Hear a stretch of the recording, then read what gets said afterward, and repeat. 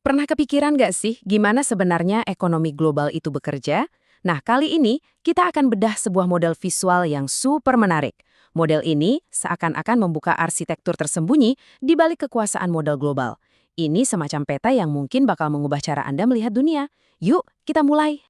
Dan menurut sumber yang kita bedah, diagram ini, wah ini bukan sembarang gambar. Ini adalah bagian paling penting dari seluruh analisis mereka. Coba bayangin deh, seluruh struktur kekuasaan global dipetakan dalam satu halaman visual aja. Tujuannya, biar kita bisa langsung paham dalam sekejap. Nah, ini dia pertanyaan utamanya. Apa mungkin sih jaringan yang serumit itu, yang isinya ada keuangan, negara, teknologi, bisa benar-benar dipetakan? Menarik banget kan? Yuk kita coba cari tahu bareng-bareng. Oke, jadi ini dia nama resminya dari model yang akan kita jelajahi. Anggap aja ini peta konseptual kita ya. Peta ini nunjukin gimana sih alur kekuasaan modal itu, gimana dia mengalir dari pusatnya, terus menyebar ke seluruh penjuru dunia. Setiap peta kan pasti punya pusatnya.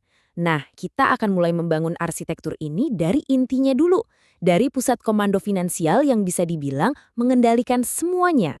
Oke, tepat di jantungnya, di pusatnya. Kita nemuin sesuatu yang disebut kapitalisme manajer aset. Ini istilah buat era sekarang, di mana yang pegang kendali utama itu bukan lagi si pemilik perusahaan langsung, tapi justru para manajer aset raksasa. Kenapa? Karena merekalah yang mengelola investasi dari jutaan orang di seluruh dunia. Nah, sekarang coba kita lihat deh, seberapa besar sih kekuatan di pusat ini? Cuma 3 perusahaan ini aja, BlackRock, Vanguard, State Street, mengelola aset yang nilainya puluhan triliun dolar. Mereka ini pemegang saham terbesar di hampir semua perusahaan raksasa yang kita kenal. Artinya apa? Artinya mereka punya voting power atau hak suara buat memengaruhi segalanya, mulai dari kebijakan lingkungan perusahaan sampai gaji CEO-nya. Oke, dari pusat, sekarang kita geser sedikit keluar ya.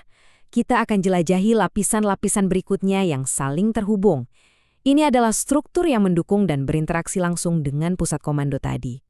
Nah, persis di luar inti finansial tadi, ada para pemain di level negara. Disinilah titik pertemuan antara kepentingan nasional suatu negara dengan sistem keuangan global yang super besar. Jadi, poin krusialnya di sini adalah peran ganda mereka. Lembaga seperti Temasek dari Singapura atau CIC dari Tiongkok, itu investasinya bukan cuma buat cari untung loh, tapi juga buat menjaga stabilitas ekonomi nasional mereka, dan yang lebih penting lagi, buat menjalankan agenda geopolitik lewat modal. Mereka ini kayak penyeimbang gitu loh antara kepentingan negara dan pasar global.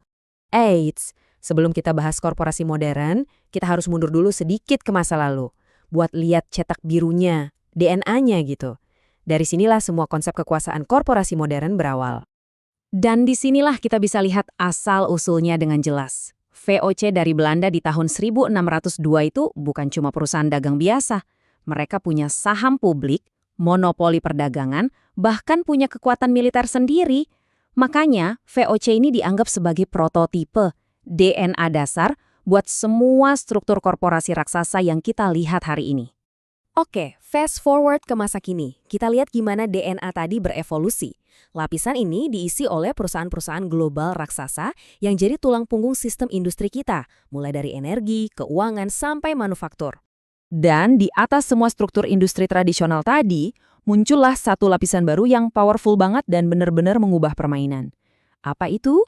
Platform digital. Platform-platform ini adalah titik atau node kekuasaan yang baru. Bedanya apa? Kekuatan mereka itu bukan lagi soal produksi barang, tapi soal mengontrol data.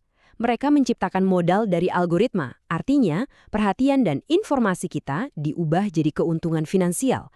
Ini adalah mekanisme kekuasaan yang benar-benar baru di zaman kita. Oke, kita udah lihat nih strukturnya dari atas ke bawah, dari pusat ke pinggiran, tapi sekarang yuk kita alihkan fokus kita. Kita mau ungkap apa sih yang sebenarnya jadi bensin atau bahan bakar buat seluruh sistem raksasa ini. Nah, ini pertanyaan penting banget yang menghubungkan model abstrak ini sama realitas kita sehari-hari. Dari mana datangnya energi buat menggerakkan triliunan dolar ini? Jawabannya, ya kita semua. Seluruh populasi global. Energi buat sistem ini datang dari aktivitas kita sehari-hari. Saat kita jadi pengguna platform, saat kita belanja sebagai konsumen, saat kita bekerja, dan yang paling penting di era digital ini, saat kita menjadi produsen data. Oke, strukturnya udah kebayangkan, tapi arsitektur ini nggak statis. Dia itu hidup. Dia bergerak, berdenyut, dan kadang nggak bisa ditebak. Sekarang kita lihat gimana sistem ini bergerak. Slide ini nunjukin banget sirkulasi modal di zaman sekarang. Jadi gini alurnya.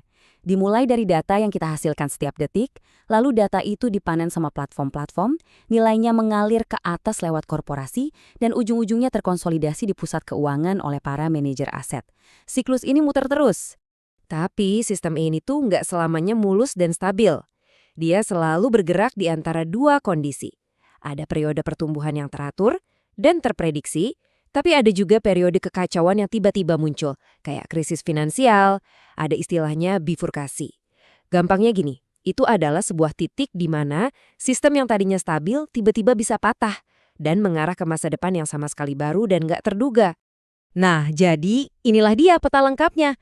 Sebuah arsitektur berlapis dengan kekuasaan yang terkonsentrasi di pusatnya, ditenagai oleh kita semua, populasi global, dan terus bergerak secara dinamis, berayun antara periode yang teratur dan periode krisis yang kacau. Dan ini mungkin pertanyaan terpenting buat kita semua.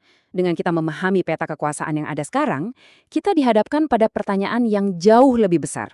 Siapa atau apa yang punya kekuasaan untuk membentuk dan menggambar arsitektur kekuasaan di masa depan?